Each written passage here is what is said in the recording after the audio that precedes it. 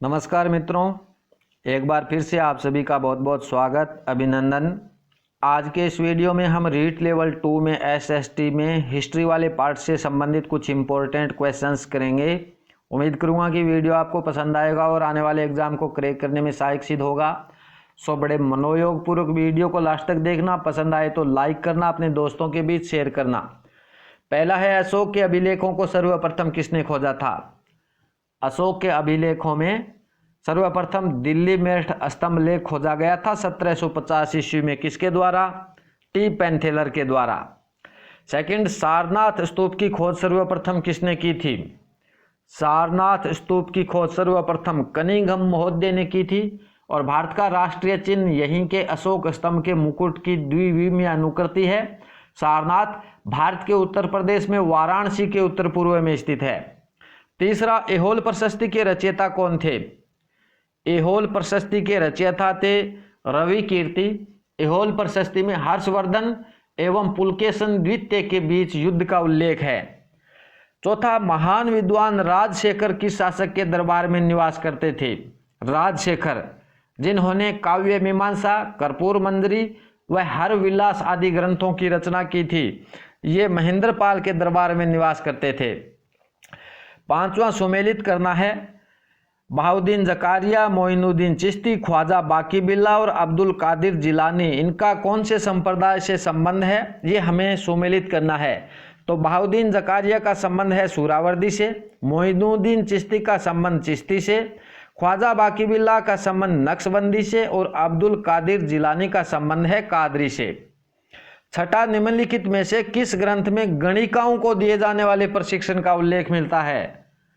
गणिकाओं को दिए जाने वाले प्रशिक्षण का उल्लेख मिलता है कामसूत्र में, और कामसूत्र के रचनाकार थे कौन? वात्स्यायन। सातवां, कहोम अभिलेख के अनुसार स्कंदगुप्त के काल में किस व्यक्ति ने 5 जैन तीर्थंकरों की मूर्तियों का निर्माण करवाया था? कहोम अभिलेख के अनुसार स्कंदगुप्त के काल में मद्र या भद्रा नामक व्यक्ति ने 5 जैन तीर्थंकरों की मूर्तियों का निर्माण करवाया था। आठवां है, कुशासन के आधार पर डलहौजी ने ब्रिटिश साम्राज्य में शामिल किया था।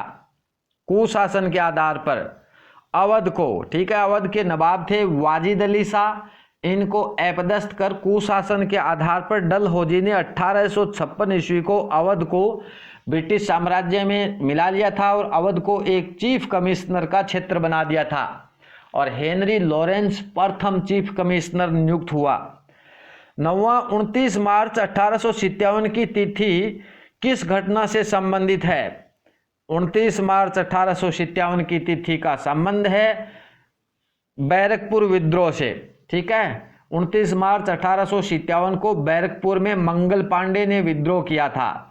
मंगल पांडे को 8 अप्रैल 1857 को फांसी दे दी गई थी। 10वां, निम्नलिखित में से अस्थाई बंदोबस्त किससे संबंधित है? अस्थाई बंदोबस्त का संबंध है जमींदारों से। 11वां, सूर्यास्त कानून ब्रिटिश सरकार की भू राजस्व व्यवस्था से संबंधित है। सूर्यास्त कानून ये ब्रिटिश सरकार की स्थायी बंदोबस्त भू राजस्व व्यवस्था से संबंधित है। ठीक है, 1790 ईस्वी में लॉर्ड कॉर्नवालिस ने इसे 10 वर्ष के लिए लागू किया तथा 1793 ईस्वी में इसे स्थायी कर दिया था। इसके अंतर्गत निश्चित तिथि तक सूर्य के डूबने से पूर्व सरकारी खजानों में जमींदारों को धन जमा करवाना पड़ता था, अन्यथा भूमि का मालिकाना हक छीन लिया जाता था।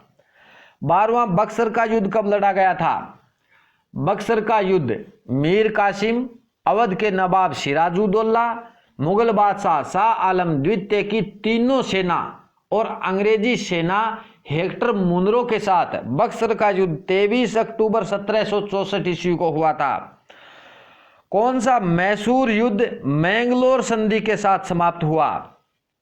मैंगलोर संधि के साथ समाप्त होने वाला द्वितीय आंग्ल मैसूर युद्ध था। ठीक है, 1784 ईस्वी में मैंगलोर की संधि मद्रास के गवर्नर लॉर्ड मैकार्टनी और टीपू के बीच हुई, जिसके तहत दोनों पक्षों ने एक दूसरे के लूटे हुए प्रदेशों को लौटा दिए थे।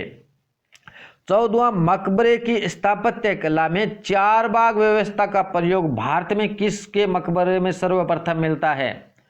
4 बाग व्यवस्था का प्रयोग हुमायूं के मकबरे में मिलता है। ठीक है, इसका निर्माण दिल्ली में अकबर की सौतेली मां हाजी बेगम के द्वारा करवाया गया था। इस मकबरे में दोहरे गुंबद का प्रयोग किया गया है।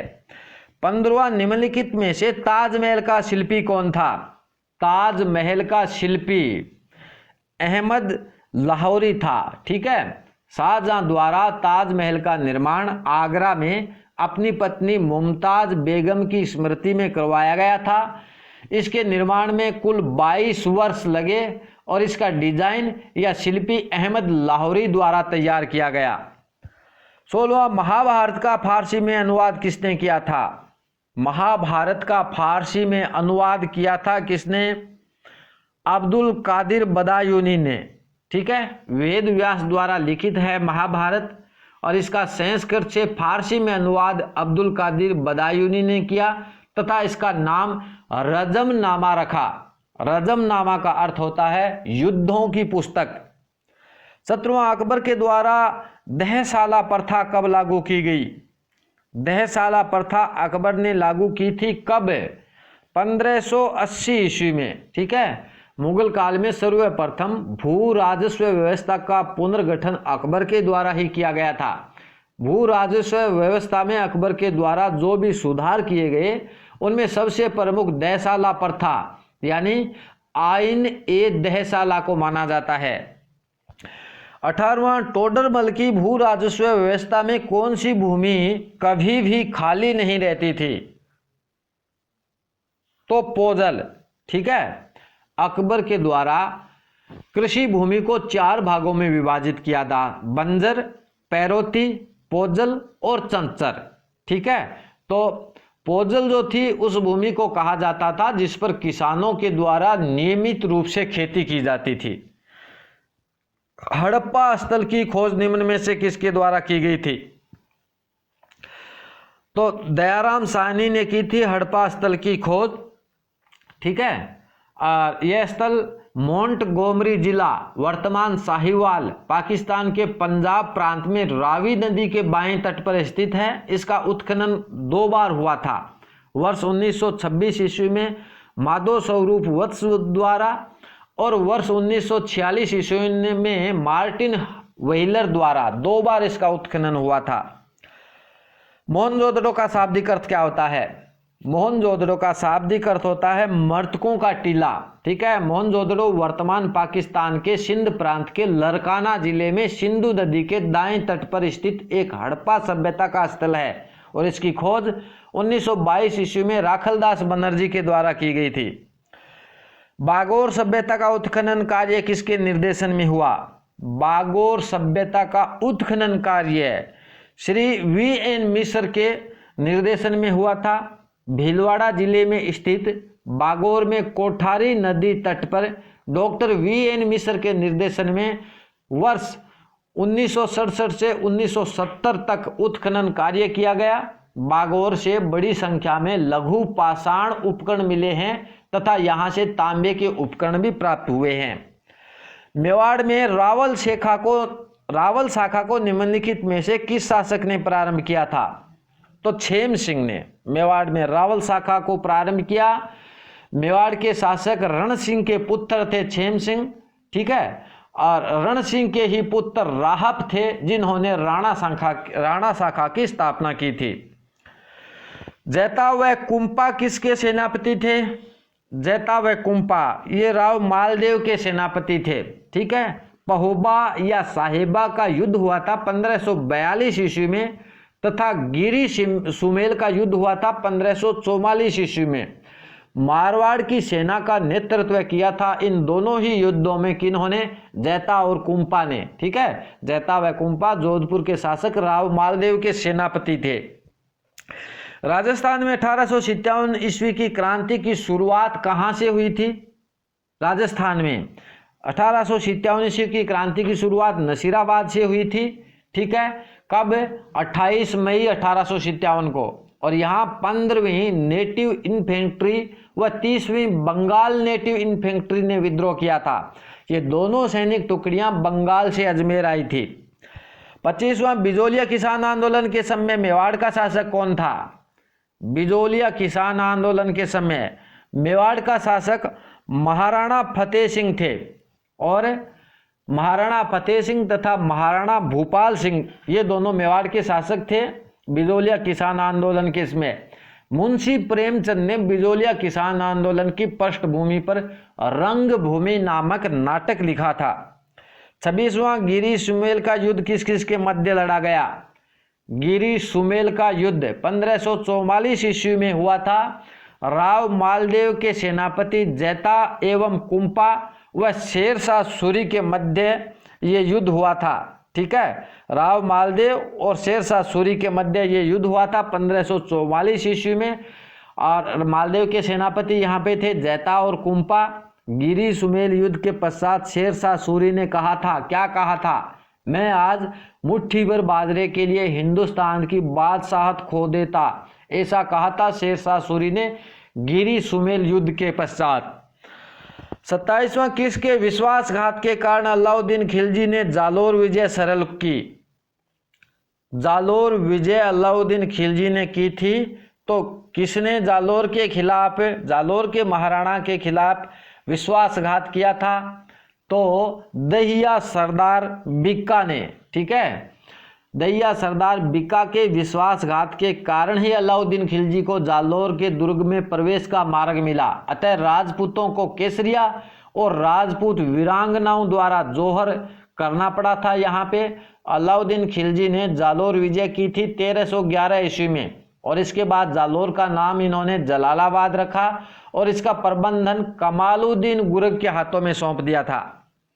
28वां 1857 ईस्वी की क्रांति के समय राजस्थान का एजेंट टू गवर्नर जनरल कौन था? राजस्थान में 1857 ईस्वी की क्रांति के दौरान जॉर्ज पैट्रिक लॉरेंस यहाँ के एजेंट टू गवर्नर जनरल थे।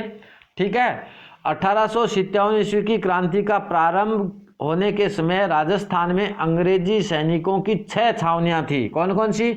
नसीराबाद, नीमच, देवली, ब्यावर, एरिनपुरा और खैरवाड़ा। मध्यकालीन राजस्थान की प्रशासनिक व्यवस्था के अनुसार राजस्थान में भूमि के स्थायित्व के आधार पर कितने वर्गों में बांटा जा सकता है? तो 4 वर्गों में। ठीक है, खालसा भूमि, जागीरी भूमि, भौम भूमि और शासन भूमि। ठीक है, शासन भूमि का मतलब होता है ऐसी भूमि जो पुण्यार्थ हेतु छोड़ी जाती थी। ठीक है, पुण्यार्थ भूमि जिसका अधिग्रहण एवं क्रय विक्रय करने पर रोक होती थी, ऐसी भूमि को शासन भूमि कहते थे। तो भूमि को 4 वर्गों में बांटा गया। कौन कौन सी? खालसा भूमि, जागीरी भूमि, भौम भूमि और शासन भूमि। 30वां बिजोलिया किसान आंदोलन के तृतीय चरण में सर्वाधिक सक्रिय भूमिका किसने निभाई थी?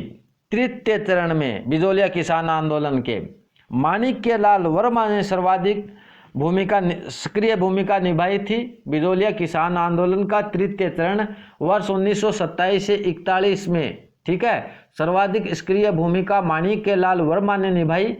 माणिक्यलाल वर्मा ने अंग्रेज अधिकारी विल्किंसन तथा मेवाड़ अधिकारी टी राघवाचार्य के सहयोग से हॉलैंड की घोषणाओं को लागू करवाया था। 31वां सिरोही राज्य में एकी आंदोलन का संबंध मुख्यतः किन जनजातियों से था? सिरोही राज्य में एकी आंदोलन का संबंध भील व ग्रासिया जनजातियों से था। ठीक है, भीलों को राजनीतिक रूप से एक करने के लिए वर्ष 1921 में मातृकुंडिया स्थान से मोतीलाल तेजावत के नेतृत्व में एकी आंदोलन प्रारंभ हुआ था। 32वां 1567 ईस्वी में अकबर ने चित्तौड़गढ़ पर आक्रमण किया, तब चित्तौड़गढ़ का शासक कौन था? 1567 ईस्वी में महाराणा उदय सिंह थे चित्तौड़गढ़ के शासक। ठीक है, अकबर द्वारा मांडलगढ़ मार्ग से 23 अक्टूबर 1567 ईस्वी को चित्तौड़गढ़ पर आक्रमण किया गया था। इस युद्ध में जयमल और फत्ता ने वीरता का परिचय दिया और शहीद हुए। 1568 ईस्वी को अकबर का किले पे अधिकार हो गया था। महाराणा उदय सिंह इस युद्ध में नहीं थे। तो इस युद्ध में कौन थे? जयमल और फत्ता, जिन्होंने वीरता का परिचय दिया था। तो धन्यवाद दोस्तों, वीडियो काफ़ी लंबा हो रहा है। नेक्स्ट क्वेश्चन करेंगे अगले वीडियो में। तब तक के लिए जय हिंद।